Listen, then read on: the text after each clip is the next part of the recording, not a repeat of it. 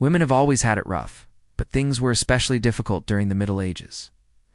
We've all heard of the crazy rich European aristocrats from that era. But what about the peasant woman, whose life was more difficult than you can imagine? Today, we're going back in time to find out just how tough it was to be a medieval peasant woman. From dangerous deliveries to abusive relationships, here are 15 things that were normal for a peasant woman in the Middle Ages. Welcome to my channel. You may not know this, but I'm really a time-traveling historian who's just back from the Middle Ages. I brought some friends with me, so I could show you what life was really like. Let's start off our journey with Agnes, one of my peasant friends from 13th century France.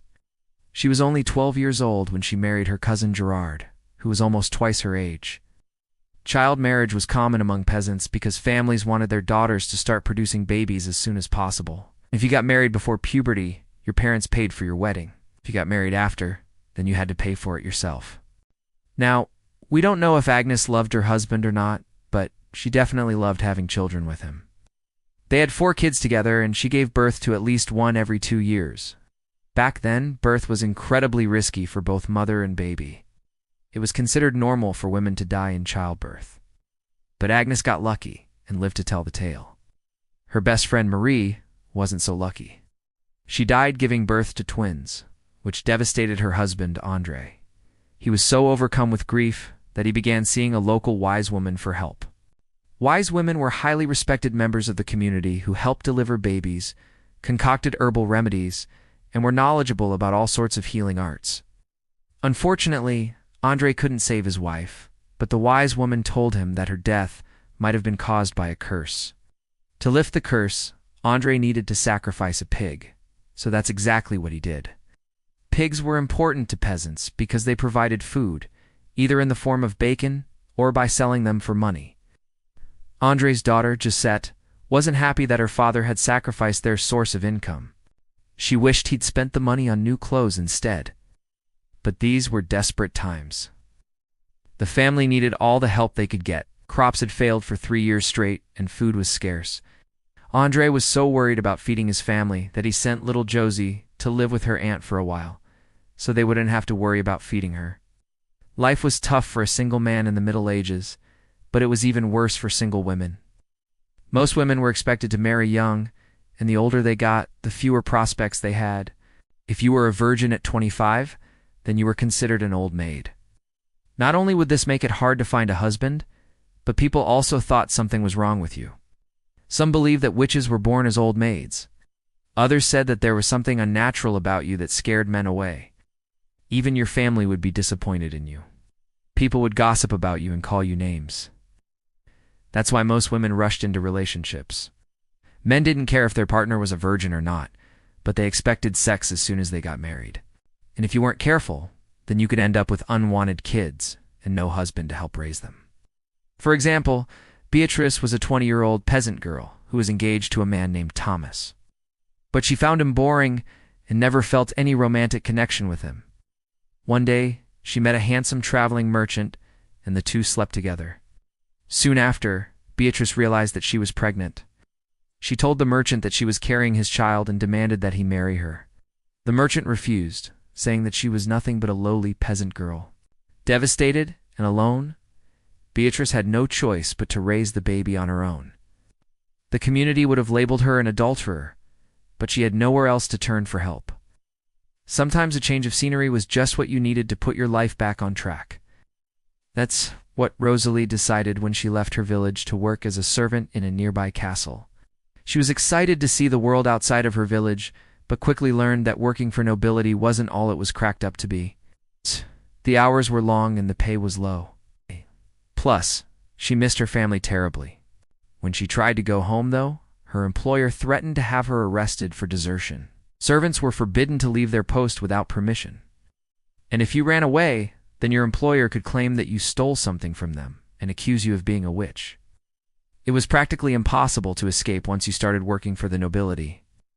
That's why servants often formed close bonds with each other. They looked out for one another and helped each other out whenever possible. Little did Rosalie know that her new friend, Isabella, was a spy.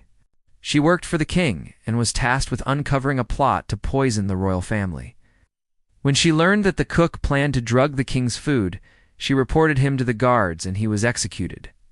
Meanwhile, Rosalie had no idea what was going on around her. She was too busy scrubbing floors and polishing shoes. For many peasant women, escaping their village was their only option. Hired servants were usually better off than those who were enslaved.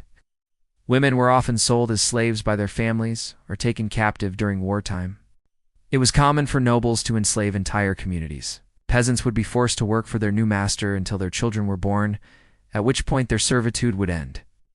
In some cases, though, slavery lasted for generations. There was no way out. If you were enslaved, then your whole family was enslaved. Most peasant women were overworked and malnourished, which made them easy targets for abuse. It wasn't uncommon for masters to force themselves onto their female slaves. Sometimes they would even allow their friends to take advantage of the slave. It seemed as if there was no escape from these terrible men. But sometimes there was hope. Occasionally, a kind master would free his slaves after a few years of servitude. In some rare cases, freed slaves were given land and money, but that was the exception rather than the norm. Usually, they were simply given a small bag of coins and told to find somewhere else to stay. Some peasant women were willing to risk everything for love. Take Elise, for example. She fell head over heels for a dashing knight she saw jousting one day, but she had already been arranged to marry a wealthy landowner. Her family was furious when she broke off the engagement to be with the knight. But they eventually came around when they realized that the knight was planning to take Elise to the Crusades. As soon as the wedding was over, they headed out to fight the Holy Land. Together, Elise took care of the knight's wounds and assisted the local healer. She even gave food and supplies to travelers passing through. The couple eventually returned home victorious and lived happily ever after. But not all knights were so chivalrous. When Eleanor's father died, she became the property of her brother. Under medieval laws, women could not own land, so brothers had the right to take their sister's land and add it to their own. This meant that Eleanor's brother now owned her. He sold her to Sir Reginald for 10 pounds of wool. Reginald took one look at the beautiful Eleanor and decided that he wanted her for himself. He threw her in jail and shackled her to the wall. Every day, he came to visit her and beat her until she agreed to sleep with him. Eventually, Eleanor gave in and she bore his illegitimate son. Though she hated the child because it reminded her of her abuser, she promised to love him when she grew up. That is, of course, if she lived long enough to see her freedom. Sadly, not all peasant women were so lucky. Many lost their lives trying to escape their oppressors. Agnes managed to flee her village and hide in the woods where she lived off the land. She survived by eating berries and nuts and drinking water from the stream. After a while, she made friends with the animals and even learned to communicate with them. Although she was happier living in the wilderness than dealing with men, Agnes knew that she wasn't completely safe.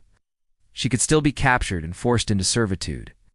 That's why she was so grateful when a friendly hermit offered her shelter in his cottage. He kept her secret and protected her from harm. But the hermit's kindness came at a price.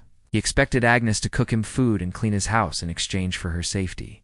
Although she hated being taken advantage of, Agnes knew she had no other options. What do you think of peasant life? Let us know in the comments below and check out these other videos about life in the Middle Ages. If you found this interesting or learned something new, don't forget to give it a thumbs up, share it with your friends, and subscribe to the channel for more awesome content like this. Hit the notification bell so you never miss an upload.